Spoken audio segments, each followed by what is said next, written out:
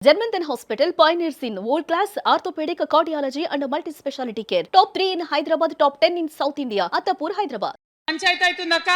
ఏం చెప్పాలి మా గురించి ఎట్లా చెప్పుకోవాలి మన సంస్కృతి గురించి ఎట్లా చెప్పుకోవాలని మాట్లాడినప్పుడు బతుకమ్మ వచ్చిన తర్వాత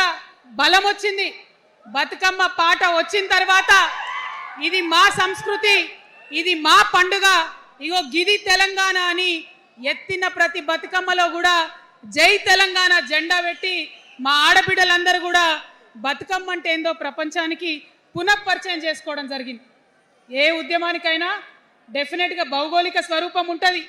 శక్తులు ఉంటారు వ్యక్తులు ఉంటారు కానీ ఒక సాంస్కృతిక పునాది సాంస్కృతిక నేపథ్యం ఉన్నప్పుడే ఆ ఉద్యమాలు తుదముట్టాయని చెప్పి అందరం కూడా అనుకుంటాం తెలంగాణ ఉద్యమానికి బలమైనటువంటి సాంస్కృతిక పునాదినిచ్చి ఆడబిడ్డలందరినీ ఉద్యమంలో జత చేసినటువంటి ఘనత ఇక్కడ ఉండేటటువంటి జాగృతి కార్యకర్తలదేనని నేను ఇవాళ సగర్వంగా ప్రకటిస్తా ఉన్నాను మరి ఇవాళ మిమ్మల్ని నేను కోరేది ఒకటే కష్టపడ్డాం తెలంగాణ తెచ్చుకున్నాం కానీ మనం కలలు కన్న తెలంగాణ వచ్చి 12 ఏళ్ళైనా ఇంకా కూడా మనకు రాలేదు ఏమేం కలలతో తెలంగాణ తెచ్చుకున్నామో ఆ కలలన్నీ ఇంకా నిజం కాలేదు మరి తెలంగాణ ఉద్యమ రథం ఆనాటి ఉద్యమ రథసారథి కేసీఆర్ గారి నేపథ్యంలో తెలంగాణ ఉద్యమ రథం ఎక్కడనో దారి తప్పింది తెలంగాణ ప్రజల ఆర్తిని అది అర్థం చేసుకోలేకపోయింది డెఫినెట్గా సామాజిక తెలంగాణ రథచక్రం అనేది విరిగి ముక్కలైపోయింది ఒక కొత్త రాష్ట్రం వచ్చిన తర్వాత ఏ తరహా అయితే పని జరగాలో ఏ తరహా అయితే పనులు ప్రారంభించుకోవాలో అవి జరగలేదని చెప్పడానికి ఒక ఇంత బాధపడతా ఉన్నాను ఆనాడు ఏమనుకున్నాం తెలంగాణ రాష్ట్రం వస్తే మనందరి బానిస సంఖ్యలు పోతాయి అనుకున్నాం కానీ రైతులకు బేడీలు పడ్డాయి ఇసుక దందా మీద ప్రేమతోని నేరెళ్ళల దళితులకు దెబ్బలు పడ్డాయి చావులైనాయి ఒకరిద్దరు కలిసి మాట్లాడుకోవాలంటే ఎవరు ఫోన్ ఎక్కడ మానిటర్ చేస్తుండ్రో అని భయం వ్యక్తిగత స్వేచ్ఛ లేదు దారుణమైనటువంటి నిఘా నీడలో తెలంగాణ అంతా కూడా బతికింది ఇది వాస్తవం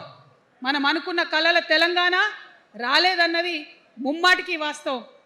మరి అటువంటి సందర్భంలో నేను ఇవాళ మీ అందరికి ఒక మాట చెప్పాలి ఆనాడు పరిపాలించిన కుటుంబంలో నేను కూడా ఒక భాగం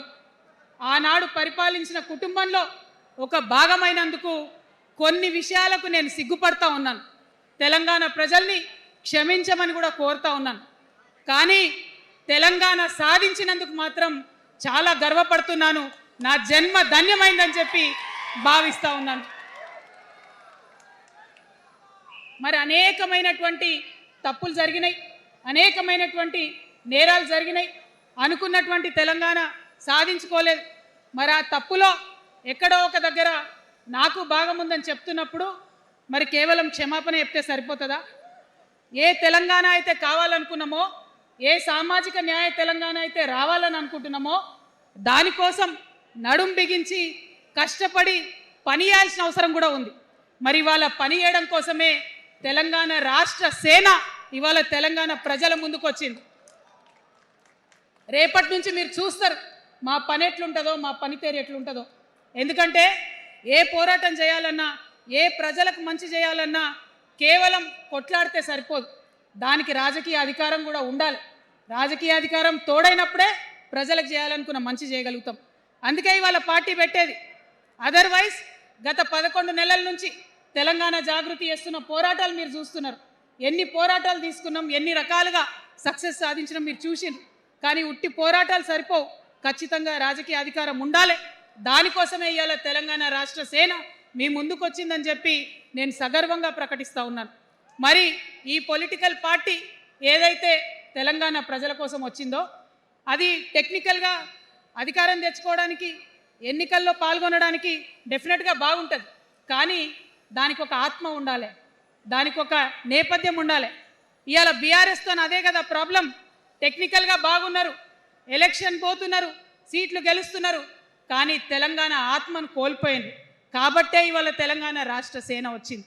నేను తెలంగాణ ప్రజలందరికీ చేతులు జోడించి నమస్కరించి ఒక మాట చెప్తున్నా హార్ట్ఫుల్గా చెప్తున్నా, నా హృదయాంతరాల నుంచి ఒక మాట చెప్తా ఉన్నా. నేను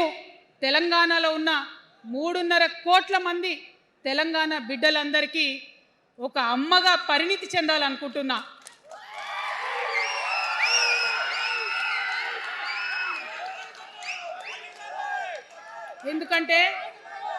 ఎందుకంటే ఒక అమ్మతనంతో పరిపాలన జరిగినప్పుడే బిడ్డలకి ఏదైనా కష్టం వస్తే అమ్మ హృదయం బద్దలవుతుంది. అటువంటి దుఃఖంతో పరిపాలన జరిగినప్పుడే, అటువంటి సంవేదనతో పరిపాలన జరిగినప్పుడే,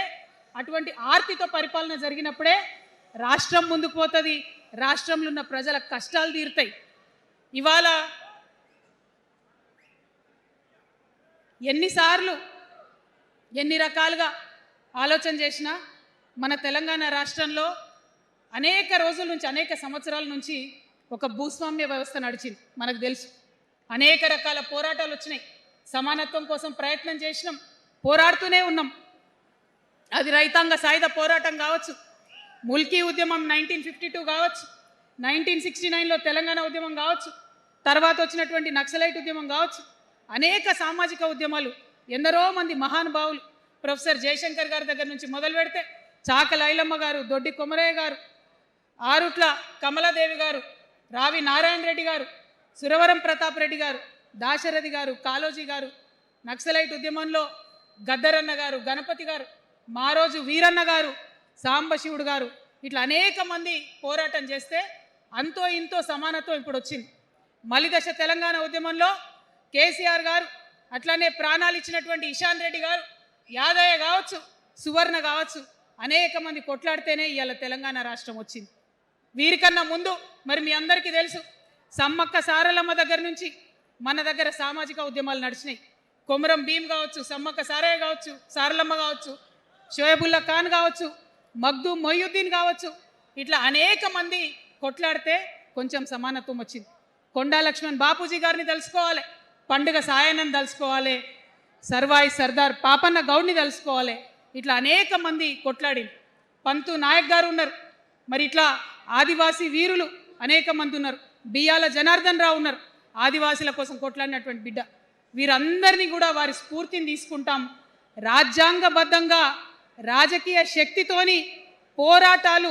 మిళితం చేసి, ప్రజా పోరాటాలు మిళితం చేసి మనం కలలుగనేటటువంటి సామాజిక న్యాయ తెలంగాణను సాధిస్తామని మళ్ళొకసారి సగర్వంగా ప్రకటన చేస్తూ ఉన్నాం. మరి వాళ్ళ తెలంగాణ రాష్ట్ర సేన మీ ముందుకొచ్చిందంటే ఉట్టిగానే రాలే. తెలంగాణలో ఏం జరుగుతుందో ఒకసారి తెలుసుకోవాలి, మనం ఆలోచన చేసుకోవాలి, అర్థం చేసుకోవాలి. ఎన్ని పార్టీలు ఉన్నాయి? 3 పార్టీలు ఉన్నాయి.